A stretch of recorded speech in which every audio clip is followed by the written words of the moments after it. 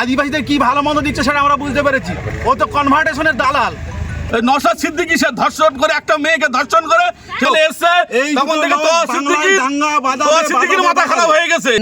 তো হুজুর নিজেই তো মানে কালী পুজোর ফিতে কেটেছে, কাপের হয়ে যাবে কোন হাদিসে লেখা দেখাতে হবে। বিধানসভা ভোটের জন্য কতটা প্রস্তুতি নিয়েছে? আমরা এখানে 100% প্রস্তুতি নিয়েছি। এখানে শওকত মোল্লা যা উন্নয়ন করেছে, এখানকার সাধারণ মানুষ 100% ভরসা নিয়েছে। এই যে সমস্ত এখন শুনছি মৌলবাদী শক্তি বিজেপি, ওরা এখানে কোনো ঠাঁই পাবে না।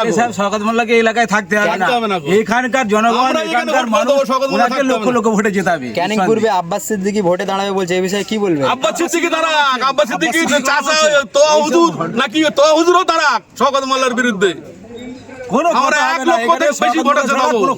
আপনি তো একজন মুসলিম, তো পীরজাদা ভোটে দাঁড়াবে বলছে, এখানে আপনি পীরজাদাকে ভোট দেবেন না? তোয়া হুজুর নিজেই তো মানে কালী পুজোর ফিতে কেটেছে, তিনি শওকত মোল্লাকে বিভিন্ন রকম ভাবে আক্রমণ করছে, নিজেই কালী পুজোর ফিতে কেটেছে। শওকত মোল্লা একটা নেতা, শেষ সব ধর্ম তার কাছে সমান সিঁড়িকে পুজো যাচ্ছে, তাকে বিভিন্ন রকম আক্রান্ত করছে। তাই দোয়া হুজুর ও অনেক হুজুর বলা যাবে না, ওখানে তো একজন রাম রহিম বাবা হয়েছে, ওখানে বসে বসে বিভিন্ন রকম আমাদের এমএলএ সাহেবকে কটূক্তি করছে। তাই আমরা শওকত মোল্লাকেও, শওকত মোল্লার বিরুদ্ধে আব্বাস সিদ্দিকী তোয়া সিদ্দিকী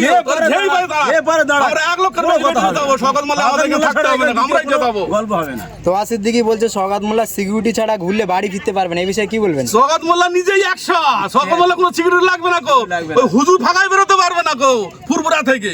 শওকত মোল্লা এখানকার স্থানীয় বাসিন্দা, তিনি এখানেই জন্মগ্রহণ করেছে, এখানেই থাকবে, এখানে শওকত মোল্লার গায়ে টাচ করার ক্ষমতা নেই কারো। কোনো মুসলমান যদি তৃণমূল কংগ্রেসকে সমর্থন করেন তার ঈমান থাকবে না, তো আপনি একজন মুসলিম যে বলেছে তার ঈমানটা আছে কিনা ভালো করে দেখার দরকার আছে। ঈমান মানে কি বলবো, আমরা একটা মুসলমান, একটা দল সাম্প্রদায়িক দল বিজেপির সঙ্গে কোলাঘাটে গিয়ে গোপনে মিটিং করতে পারে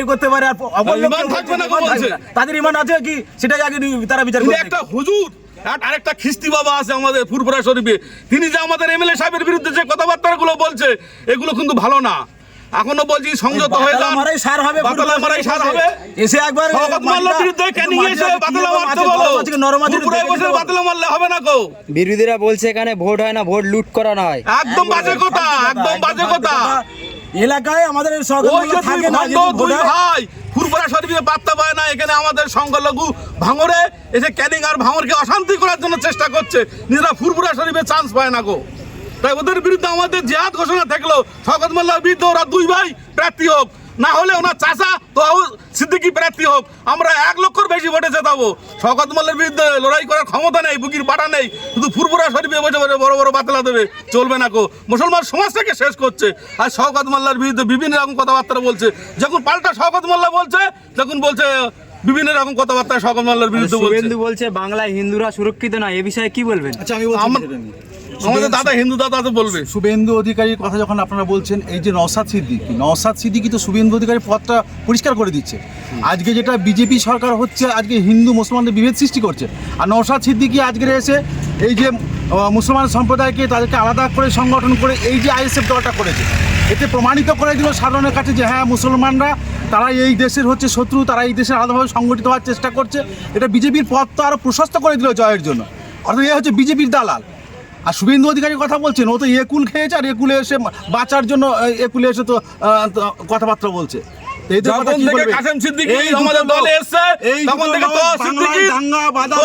মাথা খারাপ হয়ে গেছে, শুরু হয়ে গেছে।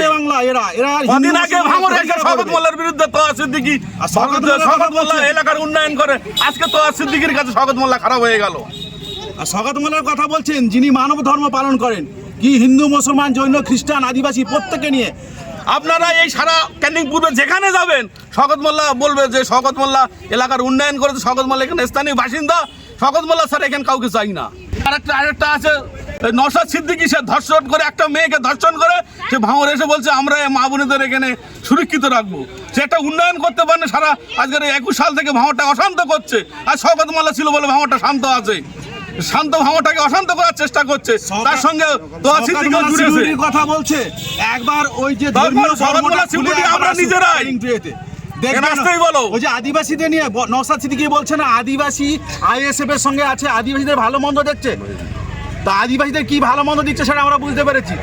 ও তো কনভার্টেশনের দালাল, জানে এইরকম সম্প্রদায়কে সাথে নিয়ে রাখলে তাহলে ওর ব্যবসা বেশ ভালো হবে। কিন্তু আমরা আদিবাসীরা চিনি, একবার ওই ধর্মীয় বর্মটা খুলে এখানে আসুক না, কাউকে লাগবে না, আদিবাসীরাই দেখিয়ে দেবে ওর মজা খেলাটা। ওর যে নাটক বার করে দেবে। আর শুভেন্দু অধিকারীর সঙ্গে যে ওর যে যোগসূত্র আছে তো পরিষ্কার, এটা সবাই জানে যে বিজেপির দালাল এলা কোটি কোটি টাকা কোথায় পায় এত টাকা। আপনারা নিশ্চয়ই একটা শুনেছেন, একটা বিবৃতি দিয়েছে যে নাকি কত কোটি টাকা জ্বালানি খরচা হয়, এই টাকাগুলো পায় কোথায়? কোটি টাকার জ্বালানি ওনার খরচা হয় বাড়িতে, তাহলে উনি কত টাকার মালিক, কত টাকা ওনার তাহলে নিয়ে উনি এইভাবে বাইরে থেকে ব্যবসা করছে পার্টিতে নেমে। উনি বলেন কি বলছে যে রাজ্য সরকারের যারা সাপোর্ট করবে তারা কাফের হয়ে যাবে। কোন হাদিসে লেখা আছে দেখাতে হবে, কাফের হয়ে যাবে কোন হাদিসে লেখা দেখাতে হবে।